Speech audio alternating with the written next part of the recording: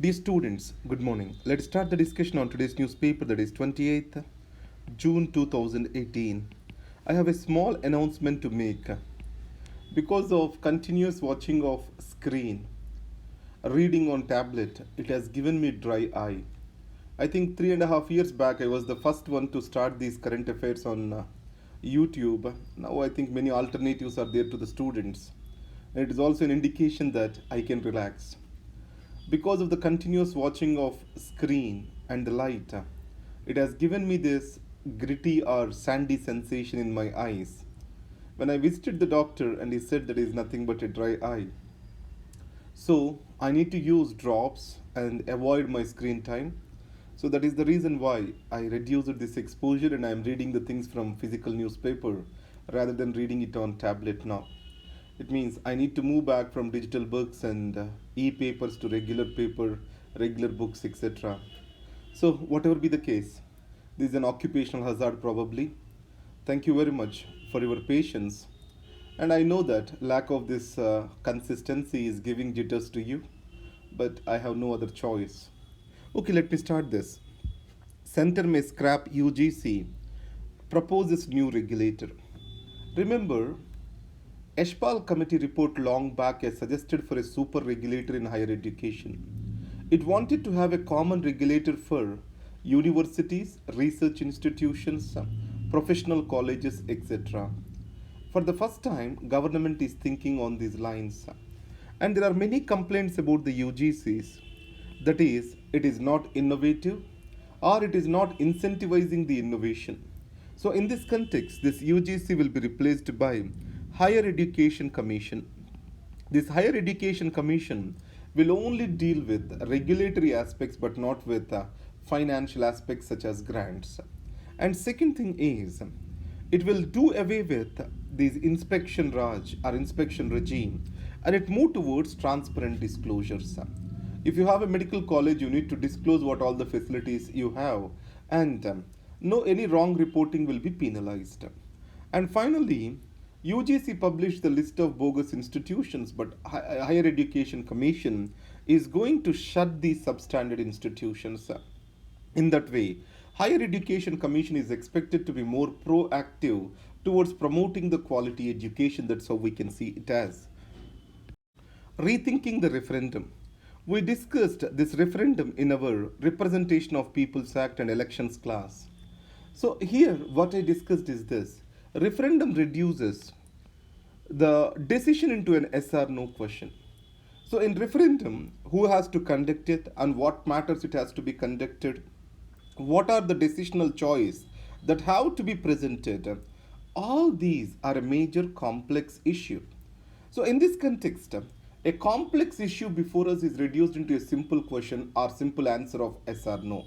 So, we are seeing a solution which is not objective, and many a times the people may vote on an emotional bias. So, in this context, the solution which we want to see may not reflect the problem which we are facing. This is what exactly happened in Britain. The Leave campaigners have promised many big things. National Health Services will get more than 350 pounds of money every week. So, like this, many of the false promises have been made. And also, Leave campaign has spent money disproportionate to the allowed. So, in this context, the margin of victory for the Leave campaign is around 2%. And Britain consists of Ireland too. And this Ireland did not vote for Brexit. And now, between Northern Ireland and Ireland, you have a hard border. Northern Ireland wants to continue with the European Union. It's not the case with the other part. So this hard border is not good for either UK or to Ireland per se. And finally, what is the future of young Englishmen in Britain? The reason is the economic opportunities are expected to decrease for them. And added to that, the big dream of Europe as one single continent, or Europe having collective mix of different races, different people, is being shattered. So, in this context, the first is the promises made. So, these are very shallow and these are false promises. The second is problem areas, hard Brexit is a major problem area, and also hard border in Ireland is also a problem area.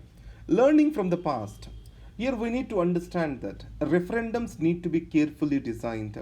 People are not well placed to answer many complex policy questions, and reducing the complex policy questions into simple answers is not a proper solution. This is what we need to understand. From little to zero tolerance. This entire article is not connected to our syllabus, but remember one point. Criminalization of poverty, that is what is the thing which I like the most over here. Many of the people are languishing in jails for the reason that they are unable to pay for their legal charges. It is not just the case with United States of America but also case in India. Most of the people in prison are unable to pay for their bail and they're languishing in jails. So, this is famously described in this article as criminalization of poverty. It is a curse on rule of law and criminal justice delivery system. Reality check. So, RBI has given financial stability report. In this report, it has identified that the NPAs of the public sector banks are increasing. And second, if we compare the number of scams in public and private public sector banks have higher scams. And third is, the challenges to the banking sector are not yet over. The challenges to economy itself are not yet over. On one way, we have growing economy which is showing 7.7% of the growth in the last quarter. And then the banking sector is unable to support this growth, then it may lead to a crisis. The credit is not rising in the banking sector. It is majorly due to the NPAs. So, how to make the banking sector supportive of this growth is the major challenge. The challenges from the external sector are two fronts. The US is raising its interest rates. Because of this, there is flight of capital. Capital flight is there. And the second is the commodity prices are increasing, especially crude oil. And this is going to create inflation tendencies and it is not good for the economy in the long run. So, capital flight, inflation, this may slow down the growth. These can bring in negative growth. And in this context, to reform or change the banks, especially public sector banks, what is required are the governance reforms. So these governance reforms are more structural, especially with regard to management is concerned. Government has to behave more as an investor rather than the owner of these private public sector banks. That's what the point which they want to deliver to us. Encouraging mediation to settle disputes. Now, mediation is proposed to address the commercial disputes in India.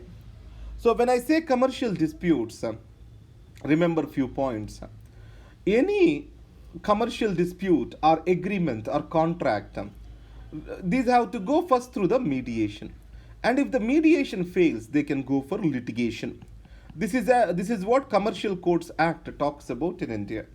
So here, in the international trade issues, how the mediation has to be is the question.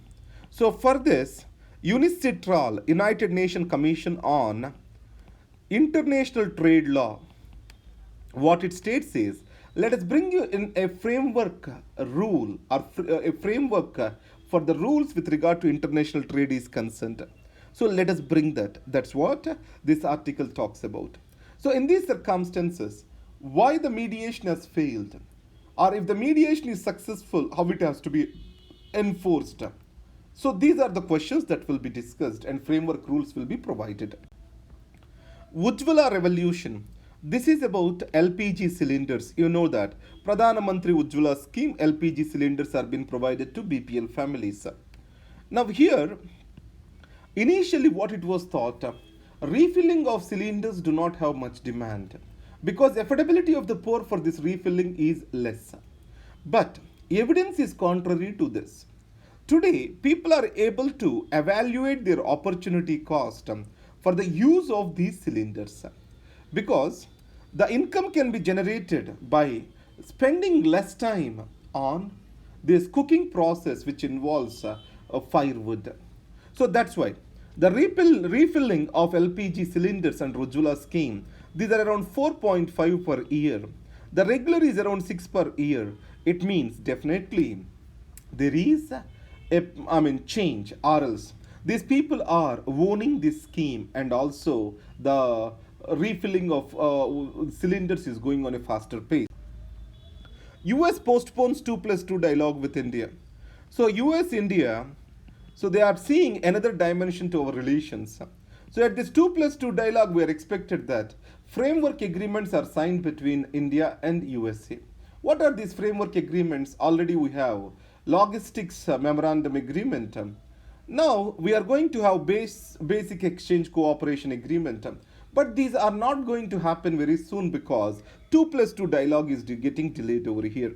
So why? India has its own objections to Iran nuclear deal and sanctions against Iran. And the second is the sanctions against Russia. You know, US has brought in countering American adversaries through Sanctions Act or CASA Act, and it wants to impose the sanctions against Russia. So these two are not convenient to India. You know, India wants to buy this Triumph anti-missile defense system, and India has signed an agreement with Russia, but the sanctions can limit this. And then, no fly list has cut down unruly flyers. So, no fly list, it is proposed by Ministry of Civil Aviation. Any airlines can propose any individual in the no fly list. And because of this, unruly behavior of the passengers on board the aircraft has reduced. That's what Civil Aviation Minister states. Rupee tumbles to 19-month low on oil.